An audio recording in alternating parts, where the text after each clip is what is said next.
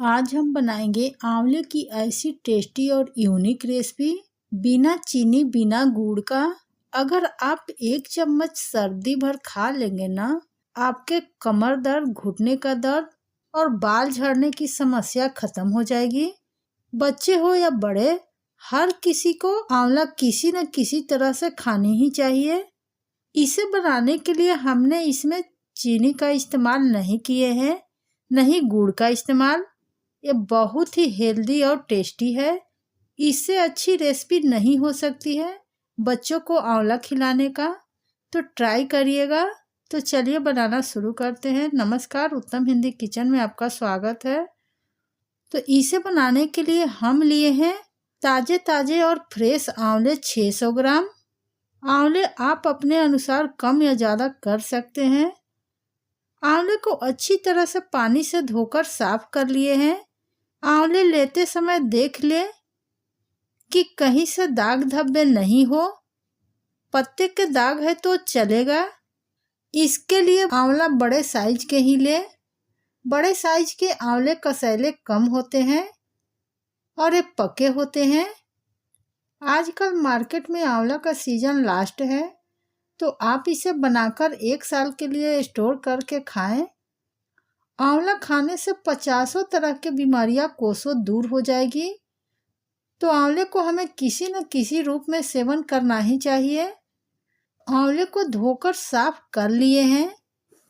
यहाँ पे हमने एक बर्तन में पानी गर्म होने के लिए रख दिए थे। अब इसके ऊपर जाली वाली छलनी रख दिए हैं। इस तरह की छलनी सभी के घरों में होती है।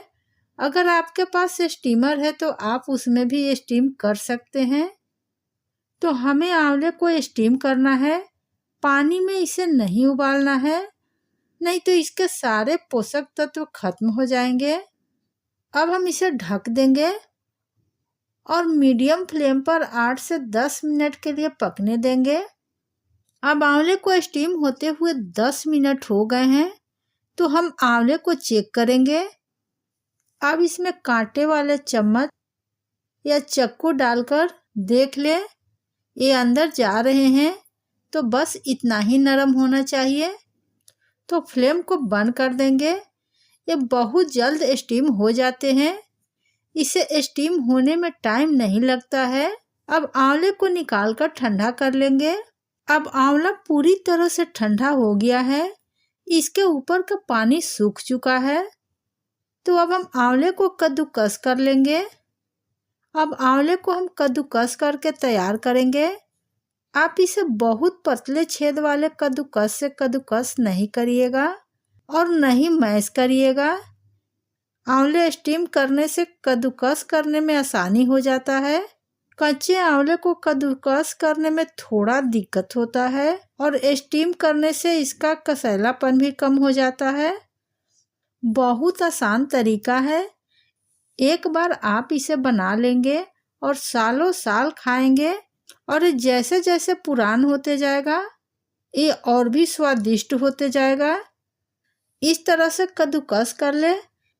इसे ज़्यादा नहीं बारीक करिएगा और नहीं पेस्ट बनाइएगा। अब सारे आंवले को कद्दूकस कर लिए हैं। अब यहाँ पे हम एक स्टील का कढ़ाई लिए हैं। इसमें डाल देंगे 1 चम्मच घी। घी को पिघलने देंगे और अब इसमें डाल देंगे कद्दूकस किया हुआ सारा आंवला। आप इस रेसिपी को बनाने के लिए नॉन स्टिक या फिर स्टील का ही कढ़ाई ले। एल्युमिनियम, लोहा या पीतल का कढ़ाई आप नहीं ले। अब हम 3 से 4 मिनट आंवले को घी में अच्छे से भून लेंगे। आंवले को घी में भूनने से इसका कसैलापन भी खत्म हो जाता है और इसमें एक अच्छा सा शाइन आ जाता है। आंवले में विटामिन सी होता है, जो हमारे बालों के लिए, स्किन के लिए, आँखों के रोशनी के लिए बहुत ही बढ़िया रहता है। ये हमें सर्दी, जुकाम, खांसी में हमेशा बचाता है। पाचन को भी मजबूत करता है। आंवला गुणों का खजाना है। अब लगभग 2 से 3 मिनट मीडियम फ्लेम पर हम इसे भून लिए हैं। इससे ज़्यादा हमें नहीं भूनना है। तो अब हम इसमें मिठास मिलाएंगे। तो ना चीनी ना गुड़। यहाँ पे हम धागे वाले मिश्री का यूज कर रहे हैं। बहुत ही ज़्यादा टेस्टी और हेल्दी होता है चीनी के जगह। इसे हम तोड़कर मिक्सी के जार में डालकर पीस लिए हैं। जितना हम आंवले लिए हैं उतना ही हम मिश्री लिए हैं। आप चाहे तो चीनी से भी बना सकते हैं या गुड़ से भी बना सकते हैं। गुड़ वाला रेसिपी हम पहले शेयर कर चुके हैं। इसे अच्छे से मिक्स कर लेंगे। आपको इसमें पानी नहीं डालना है, पानी डालने से रेसिपी खराब हो जाएगी। जैसे जैसे आप इसे मिक्स करते जाएंगे तो मिश्री धीरे धीरे पिघलता जाएगा और एक गीला हो जाएगा। अब मिश्री धीरे धीरे पिघलना शुरू हो गया है और एक गीला हो गया है।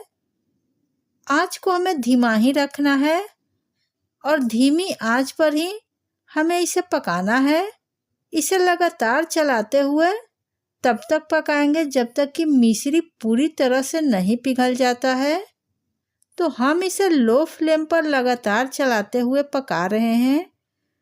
अब मिश्री पिघलना शुरू हो गया है तो अब हम इसमें 1 चम्मच कद्दूकस किया हुआ अदरक डाल देंगे। अगर आपके पास सौंठ पाउडर है तो वो भी इसके जगह डाल सकते हैं। 2 छोटा टुकड़ा दालचीनी का। ये सभी चीज़ें हमारे हेल्थ के लिए बहुत अच्छा होता है। अभी सर्दी के मौसम में आंवले बहुत अच्छे मिल जाते हैं, तो इस समय आप आंवले का मुरब्बा, अचार या आंवले की लौंजी चटनी बनाकर रख ले तो पूरी साल खा सकेंगे। आंवला बहुत ही गुणकारी है। आपको आंवला किसी न किसी तरह से खाना ही चाहिए। तो अब इसमें डाल देंगे आधा छोटा चम्मच हल्दी पाउडर। हल्दी हमारे शरीर के लिए बहुत फायदेमंद है और इसमें अच्छा सा कलर आएगा। 1 चम्मच काला नमक डालेंगे, इससे बहुत अच्छा टेस्ट आएगा। आधा चम्मच काली मिर्च दरदरा कुटा हुआ डाल देंगे और आधा छोटा चम्मच इलायची पाउडर डाल देंगे। अब इसमें थोड़ा सा चटपटापन आने के लिए और बढ़िया सा कलर के लिए आधा चम्मच कश्मीरी लाल मिर्च पाउडर डाल देंगे। आप डालना चाहे तो डालें, वरना स्किप भी कर सकते हैं। ये तीखा नहीं होता है, ये तीखा कम होता है। अब सारे मसालों को मिक्स कर लेंगे। ज़्यादा मसालों का इस्तेमाल इसमें नहीं करना है और अब इसे धीमी आंच पर 8 से 10 मिनट के लिए पकाएंगे, या जब तक कि मिश्री और आंवला एकदम अच्छे से मिक्स नहीं हो जाते हैं। बहुत ही कम मसालों के साथ और बहुत ही आसानी से ये हेल्दी रेसिपी बनकर तैयार हो जाएंगे। तो इस तरह से आप इस रेसिपी को बनाइएगा तो खाने में बहुत ही ज़्यादा टेस्टी लगेगा। अब इसे धीमी आंच पर पकाते हुए लगभग 10 मिनट हो चुके हैं। ये अच्छे से पक चुका है। आप इसे इस तरह से उठाकर देखिएगा तो पानी अलग से नहीं गिर रहे हैं। आंवला मिश्री एकदम साथ गिर रहा है, तो बिल्कुल अच्छे से घुल मिल गया है। तो इसमें हम 1 चम्मच खरबूजे के रोस्ट किए हुए बीज डाल देंगे। इससे और भी ज़्यादा हेल्दी हो जाएगा और खाने में भी टेस्टी लगेगी। अब हम इसे भी मिक्स कर देंगे।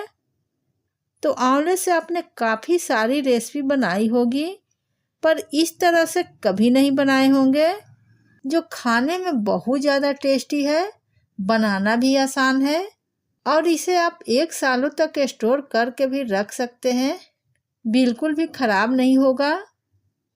अब ये बिल्कुल अच्छे से घुल मिल गया है। अभी ये थोड़ा सा लूज लग रहा है, पर जैसे ही ठंडा होगा ये गाढ़ा हो जाएगा। अगर बहुत ज़्यादा इसे पकाएंगे तो ठंडा होने के बाद ये और भी कड़क हो जाएगा। तो अब गैस को बंद कर देंगे और अब हम इसे ठंडा कर लेंगे। तो अब ये पूरी तरह से ठंडा हो गया है। आप देख सकते हैं कितना बढ़िया लग रहा है।